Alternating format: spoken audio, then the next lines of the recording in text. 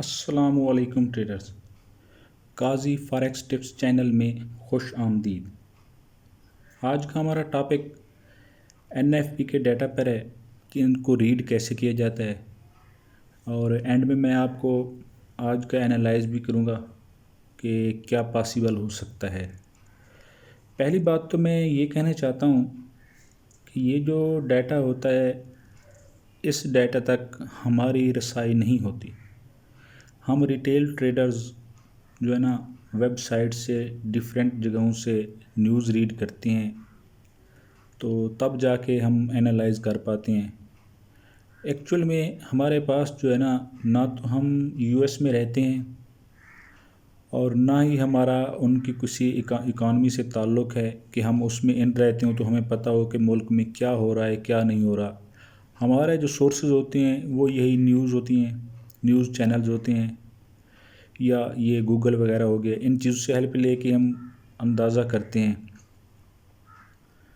तो इस पर पहले मैं आपको बताऊंगा कि इन न्यूज़ को रीड कैसे किया जाता है, फिर उसके बाद इंशाअल्लाह एंड में आपको बताऊंगा कि आज के दिन क्या मुतवक्के है। आज 8 अक्टूबर है और इस हफ्ते का पहला जुमा है। तो आज ये डाटा रिलीज़ होगा पाकिस्तानी वक्त के मुताबिक 5:30 बजे।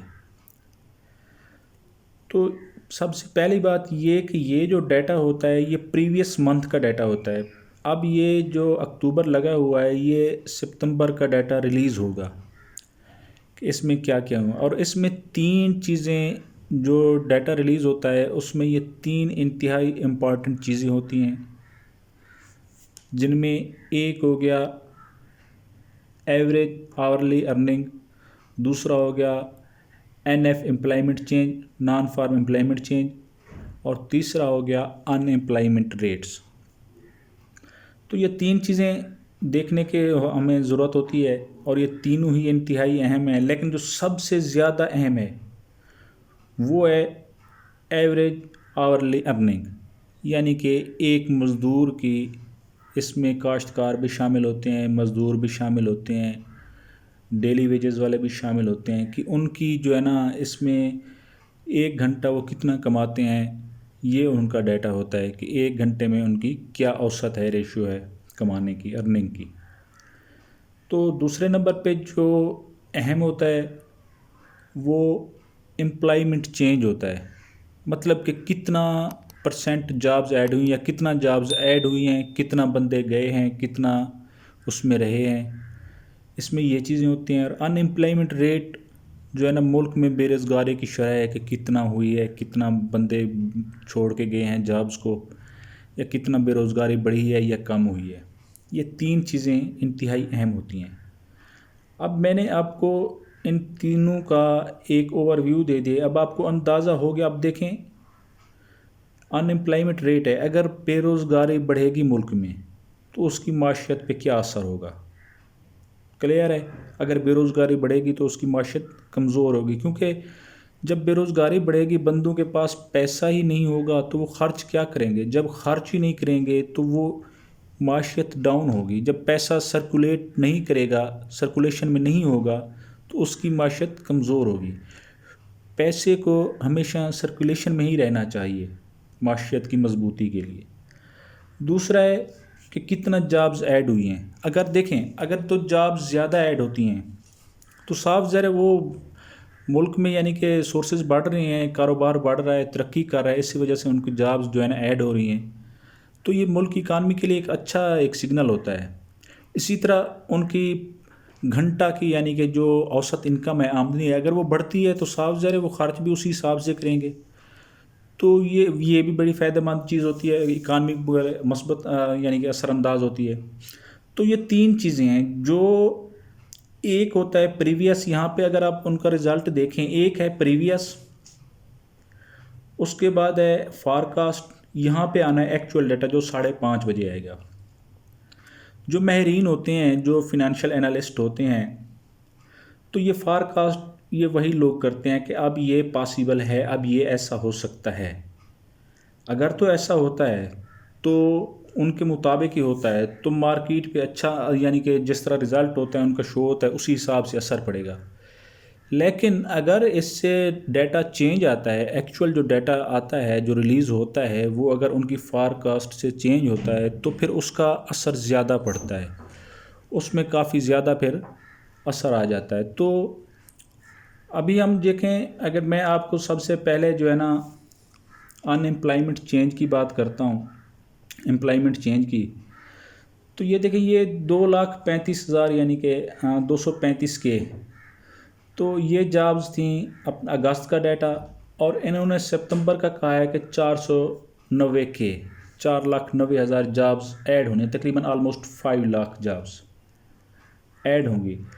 अगर ये जॉब्स इतना ही ऐड होती हैं तो साफ ज़ाहिर है करेंसी स्ट्रांग होगी, डॉलर स्ट्रांग होगा, क्योंकि मतलब जॉब्स ऐड हो रही हैं तो मतलब यही है कि उसकी माशियत मजबूत हो रही है। तो इसको हमने देखना है। और मुझे जो लग रहा है, जो मेरी अपनी प्रिडिक्शन है, तो मुझे ये पॉसिबल लग रहा है कि ये 490 की है तो जॉब्स इससे भी ज़्यादा ऐड हो सकती हैं। वो क्यों ऐड हो सकती हैं? क्योंकि सितंबर में इनका जो एजुकेशनल अपना सेशन होता है, स्टार्ट होता है, न्यू सेशन स्टार्ट होता है, जिस तरह हमारा मार्च में होता है, नई क्लासेस लगती हैं।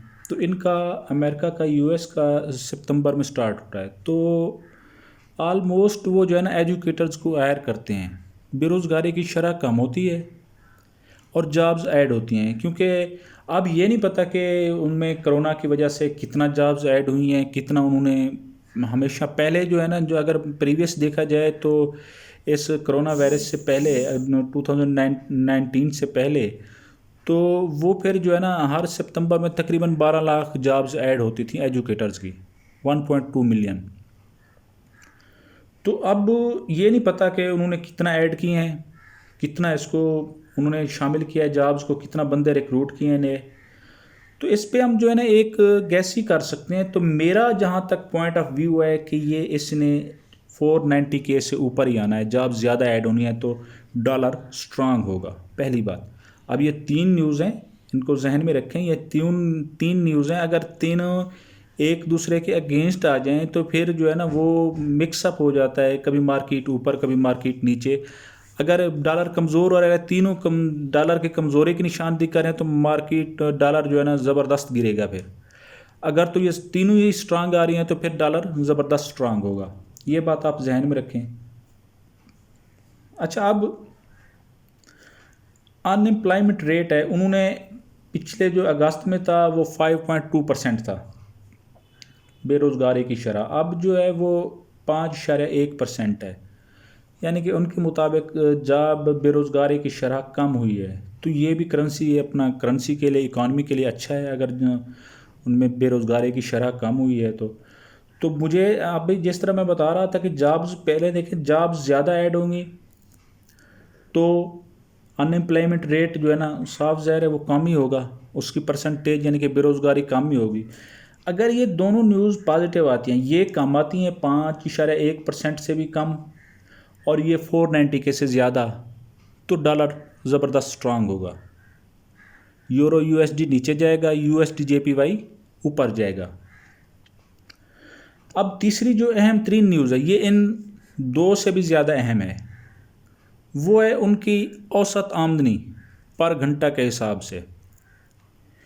अच्छा, पिछले जब फारकास्ट थी तो वो 0.3% थी, लेकिन 0.6 हुआ, यानी कि उनकी आमदनी बढ़ी, तो बड़ा अच्छा ज़बरदस्त इफ़ेक्ट पड़ा उस पर, इकानमी पे डॉलर स्ट्रांग हुआ और अच्छा खासा स्ट्रांग हुआ। आपको पता है कि एक शरह 20 पे, मेरे ख्याल में 19-20 पे था, तो अब एक शरह 15 पे आया हुआ है, तो काफ़ी अच्छा स्ट्रांग हुआ था डॉलर। तो अब भी जो है ना उन्होंने थोड़ा कम किया है इसको, कि इसकी जो घंटा वाली औसत जो इनकम है वो कम हुई है। तो ये एक बैड कंडीशन है। लेकिन अगर मैं अपनी बात करूं तो मुझे लग रहा है कि ये इसके तकरीबन 0.4% ही रहेगा ये चीज़। अगर ये ऐसे रहती है और दो न्यूज़ ये पॉजिटिव आती हैं तो डॉलर अच्छा स्ट्रांग होगा। अब अगर मैं अपनी बात करूं, अपना एनालाइज करूं, तो मुझे यही लग रहा है टेक्निकली भी, फंडामेंटली भी, कि डॉलर ने स्ट्रांग होना है इस वीक।